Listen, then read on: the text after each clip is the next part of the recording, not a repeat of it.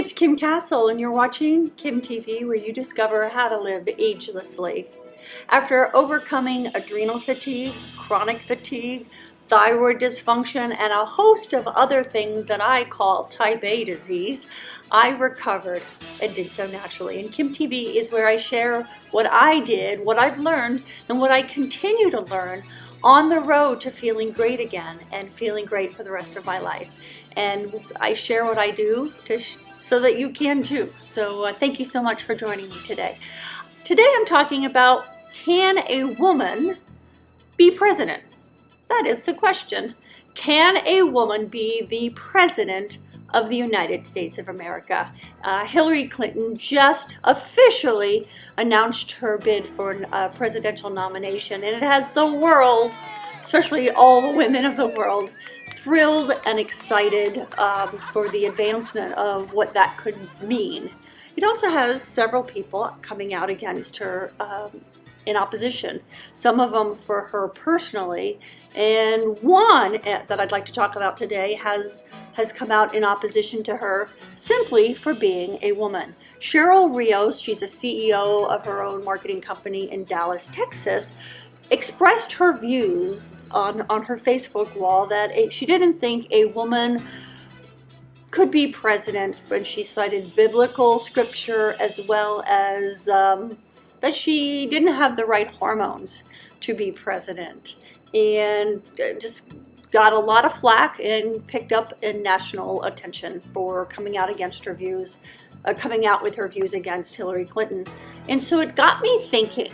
Well, actually, I've been thinking about this question for a while. Can a woman be president of the United States? When you look at the idea of a woman being president, she has the incredible superior makeup to be the president of the United States. You ever hear the quote, when you educate a man, you educate a person. When you educate a woman, you educate a community or a village. Because of estrogen and a few other hormones that women predominantly get, we have the ability to think holistically. We think from the place of connection, how our decisions actually affect each other, what happens beyond our decisions. We have this multi-dimensional ability to think through and govern our actions and everything that we do with that filter, so to speak. And so from that standpoint, I think a woman would be a phenomenal president. I mean, I think she would have the ability to clean things up a bit in this world.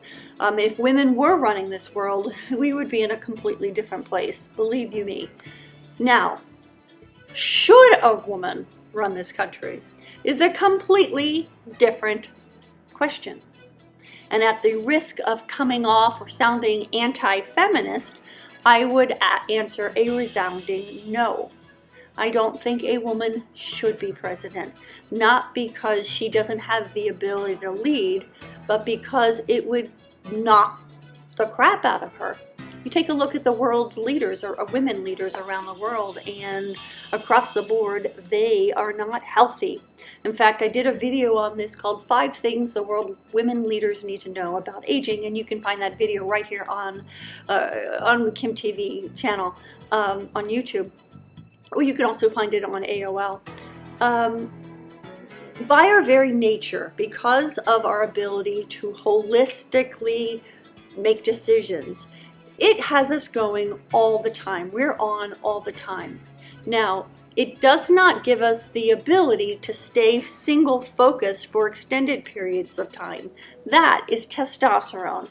And when a woman functions too much in a single focus for a long period of time, that drains our testosterone, our limited stores of testosterone, and it causes us to pull from our adrenal glands. Those are these teeny pea-sized glands above our kidneys.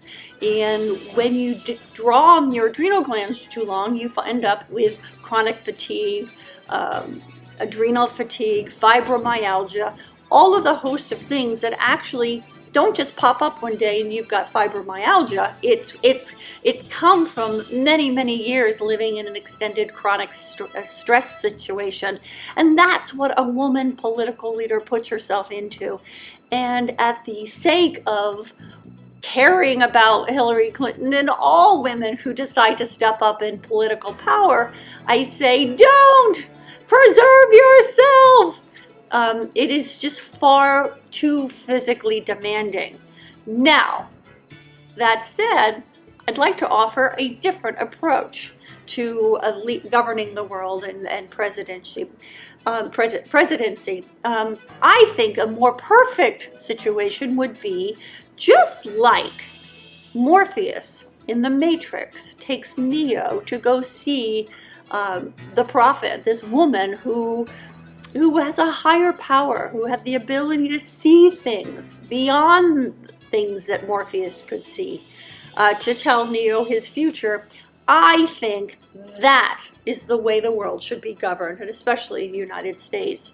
That a man being president who can stay on focus and on track and on par for extended periods of time without doing physical damage to himself would consult with a higher power. And that higher power is a woman. So that's just my thoughts. What do you think? Do you think I'm nuts? Do you think I'm anti-feminist for saying that I don't think a woman should be president? Am I nuts for thinking there should be a higher power than the president, and that is a position that a woman should run? That way she could take breaks when she needs to. I mean, I can't imagine, just think that, our president, even if she had divine conditions set in, that she took care of herself. Can you imagine, no, Putin, you can't talk to the president right now. She's in the bath chilling out. And if she's not, she should be. Those are my thoughts on whether or not a woman can and should be president. I'd love to know what you think. Am I nuts? Do you agree what I'm talking about? Let me know your thoughts in the comments below, and be sure to check out what the 5 things the world women leaders need to know, that video as well. And if you liked what you saw here, I'd love it if you subscribed and share kimTV with a woman that you love. Thank you so much for sharing your time with me today by watching, and until next time, live life on full. Hi, I'm Kim Castle. I made a commitment to myself that I would never get old. I'm serious. You're gonna have to cut me open and count my rings. You're with me, right?